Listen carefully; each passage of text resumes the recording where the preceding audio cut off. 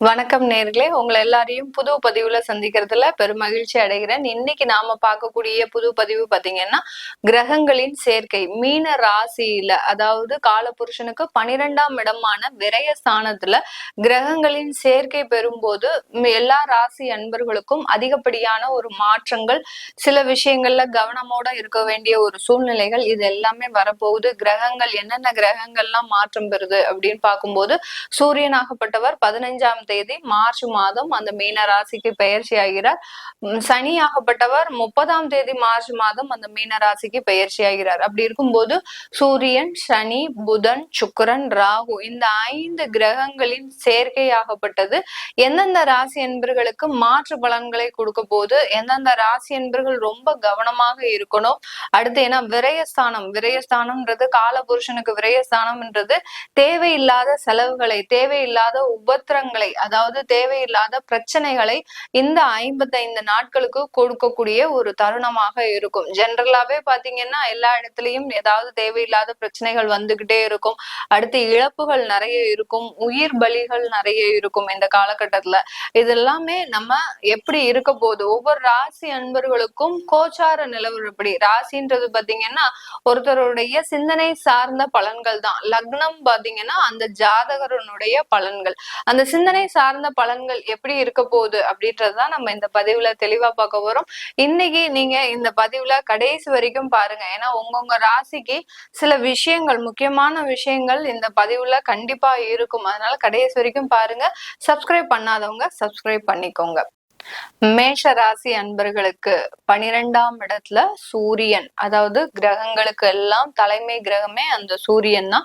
இந்த மேஷ ராசி அன்பர்களுக்கு 5ஆம் வீட்டு அதிபதி, பூர்வ புண்ணிய ஸ்தானாதிபதி அந்த 12ஆம் இடத்துல சேர்க்கை பெற்று இருக்க போறார். இந்த கிரகங்களோட சேர்ந்து பாத்தீங்கன்னா இந்த மேஷ ராசி அன்பர்களுக்கு 2-7 குடையவர் அந்த சுக்கிரனாகப்பட்டவர் உச்சமாக இருக்கிறார்.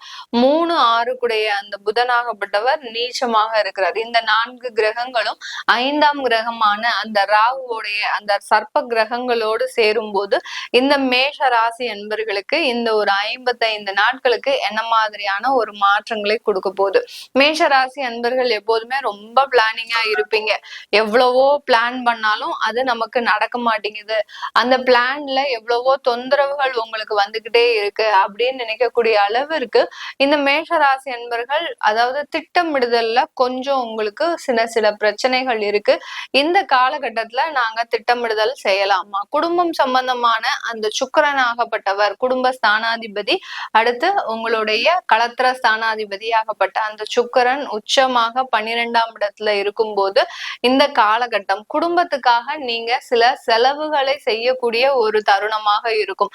இந்த பொருளாதார இடத்துல இருந்து உங்களால அதாவது அந்த செலவுகள்ல இருந்து உங்களால கண்ட்ரோல் பண்ணி எடுத்துட்டு வரவே முடியாது. 55 நாட்கள் நீங்க எப்படியாவது அதை அட்ஜஸ்ட் பண்ணி நம்ம சமாளிச்சிடலாம் பார்த்தா கண்டிப்பா இந்த காலகட்டம் உங்களுக்கு குடும்பம் ரீதியாக, மனைவி ரீதியாக பொருளாதார செலவுகள், அதாவது ஏதோ ஒரு மருத்துவ செலவு, இல்ல கடன் வாங்கக்கூடிய ஒரு சூழ்நிலைகள், இல்ல குழந்தைகளுக்காக வெளிநாடு போகிறதுக்கு உண்டான சில செலவுகளை எடுப்பது, படிப்பிற்காக சில செலவுகளை செய்வது, இப்படி அந்த குடும்பத்தை சார்ந்து சில செலவுகள் அத்தியாவசியமாக இந்த 55 நாட்கள்ல இந்த மேஷராசி அன்பர்களுக்கு இருக்க போகுது. இந்த செலவுகள்ல இருந்து நீங்க எந்த அளவுக்கும் தப்பிக்கவே முடியாது. கண்டிப்பா நீங்க இதை செஞ்சே ஆகணும் அப்படின்ற ஒரு ரீதியாக தான் இந்த 55 நாட்கள் இருக்க போது. சில பேருக்கு பாத்தீங்கன்னா அவங்களுக்கு நீங்க ஒரு இன்வெஸ்ட்மெண்ட் வைஸ், அதாவது வீடு வாங்குறீங்க, இல்ல நாங்க ஏதாவது ஒரு இன்வெஸ்ட்மெண்ட் பண்ணலான் இருக்கோம் அப்படின்னு இருக்கிறவங்க அந்த மாதிரியான சுப விரயம் கூட செஞ்சுக்கலாம். ஏன்னா உங்களுடைய 3-6 குடையவர் அங்க நீச்சமாக இருக்கிறதுனால நிறைய பேர் பாத்தீங்கன்னா நீங்க மெடிக்கல் இன்சூரன்ஸ் போட்டு வைக்கிறது, அடுத்து பாத்தீங்கன்னா உங்களுடைய காலத்திற்கு சில லைஃப் இன்சூரன்ஸ் போடுறது, இந்த மாதிரியான விஷயங்கள் எல்லாம் இந்த காலகட்டத்துல ஒரு முயற்சி எடுத்து செய்யுங்க. யாரெல்லாம் இந்த மாதிரி விஷயங்கள் நாங்க இது வரைக்கும் செய்யல, இந்த மாதிரி மாதிரியான ஒரு இன்சூரன்ஸ் எல்லாம் நாங்க போட்டு வைக்காம வச்சிருக்கிறோம் அப்படின்னு இருக்கிறவங்க இந்த காலகட்டத்துல அந்த மாதிரியான ஒரு விஷயங்களை செஞ்சிட்டீங்கன்னா தேவையில்லாத விரய செலவுகள்ல இருந்து இந்த மேஷ ராசி அன்பர்கள் தவிர்க்கப்படுவார்கள். அது இல்லாம இருந்ததுன்னா கண்டிப்பாக கடன் வாங்கக்கூடிய ஒரு சிச்சுவேஷன் அதிகமாகும்.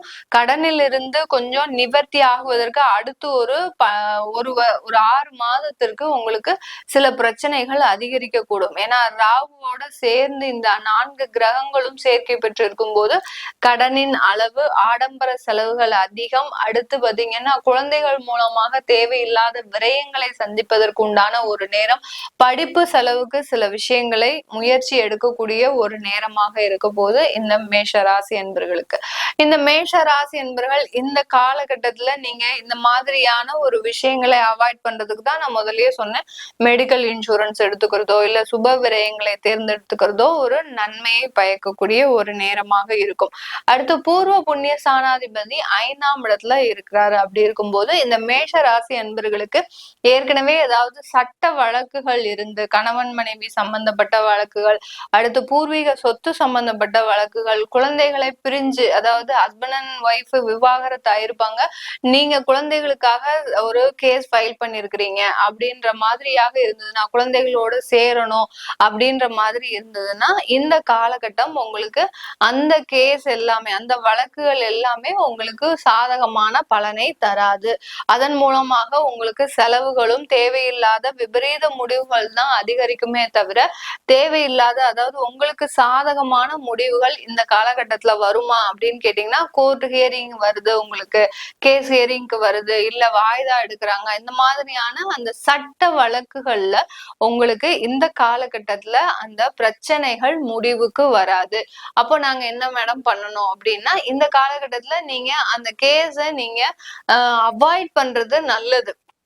உங்களுக்கு தேவையான முயற்சிகளை அந்த இடத்துல செய்யாதீங்க. செஞ்சீங்கன்னா அங்க அந்த முயற்சிகள்னால உங்களுக்கு தேவையில்லாத செலவுகள் தான் அதிகரிக்குமே தவிர வேற எந்த விதமான ஒரு சாதகமான முயற்சிகளும் இருக்காது. குழந்தைகளை சேர்க்கணும், குழந்தைகளோடு சேர்ந்து வாழணும் அப்படின்னு நினைக்கிறவங்க இந்த 50 நாள்ல எந்த முடிவும் எடுக்காதீங்க. உங்களுக்கு தேவையில்லாத பிரச்சனைகளையும் செலவுகளையும் கண்டிப்பாக கொடுக்கும் இந்த கிரக சேர்க்கைகள். அடுத்து வேலை சம்பந்தமாக நிறைய பேரு இந்த காலகட்டத்துல பாதிக்கப்படுவீங்க. இந்த 50 நாட்கள்ல நல்லாவே வேலை பார்த்துட்டு இருக்கிறேன் நானு, என்னுடைய கம்பெனில எந்த பிரச்சனையும் இல்லை அப்படின்னு இருந்தாலும் கூட இந்த 55 நாட்கள்ல கண்டிப்பாக மேஷ ராசி அன்பர்கள் வேலை செய்கின்றவர்கள் அதிகமாக பாதிக்கப்படுவீங்க. ஏன்னா உங்களுக்கு வேலை இடமாற்றம் கொடுப்பாங்க. அரசாங்க உத்தியோகத்துல இருக்கக்கூடியவர்களுக்கு வேலை இடமாற்றம் கண்டிப்பாக இருக்கும். நீங்க விருப்பப்படாத ஒரு இடமாற்றத்தை அனுபவிக்கக்கூடிய ஒரு நேரமாக இருக்கும்.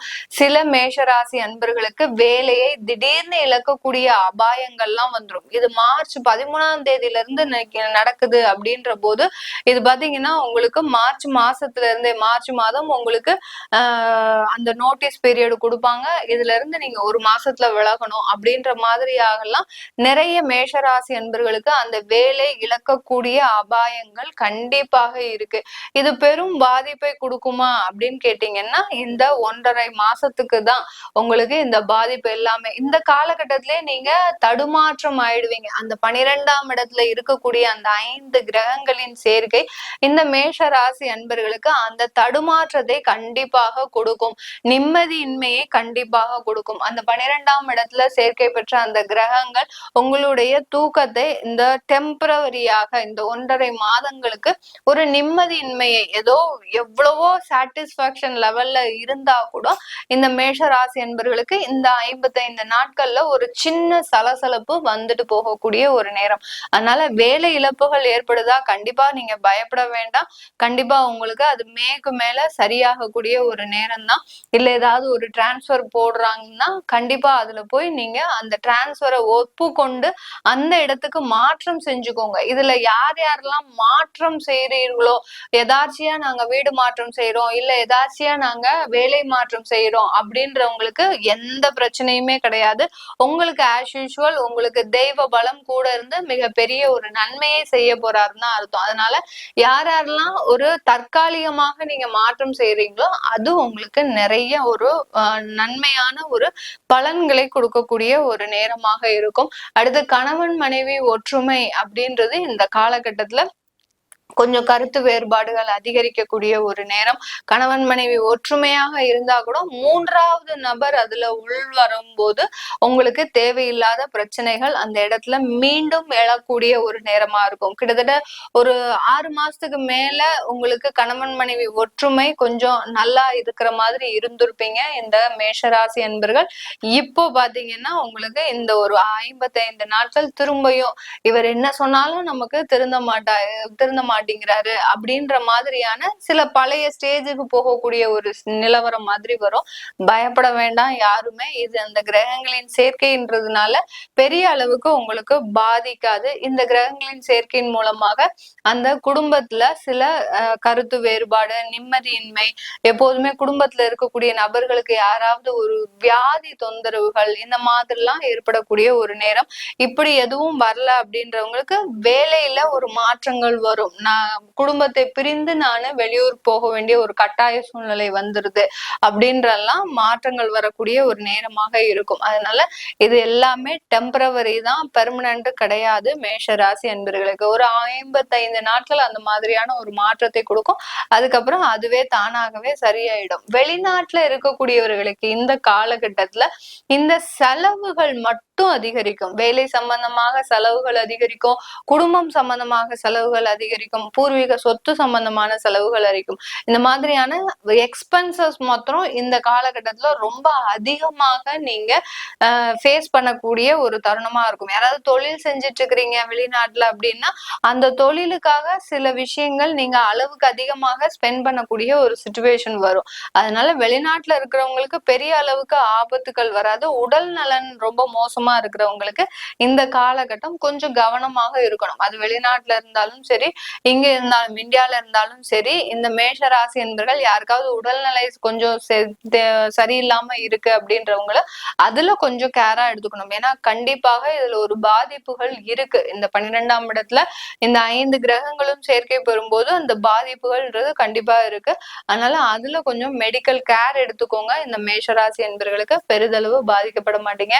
இந்த 5 கிரகங்களின் சேர்க்கை அப்போ உங்களுடைய ஜாதக பலன், சுய ஜாதக பலன் எப்படி இருக்கும், அடுத்து உங்களுடைய ஜாதகம் அந்த தசா புத்தி இந்த 5 கிரகங்களின் சேர்க்கைக்கு எந்த மாதிரியா சப்போர்ட் பண்ணுது அப்படின்னு கேட்க விரும்பப்படுறவங்க கீழே இருக்கிற நம்பருக்கு வாட்ஸ்அப்ல அப்பாயின்மெண்ட் வாங்கிக்கிட்டு நீங்க என்கிட்ட கன்சல்ட் பண்ணிக்கலாம்.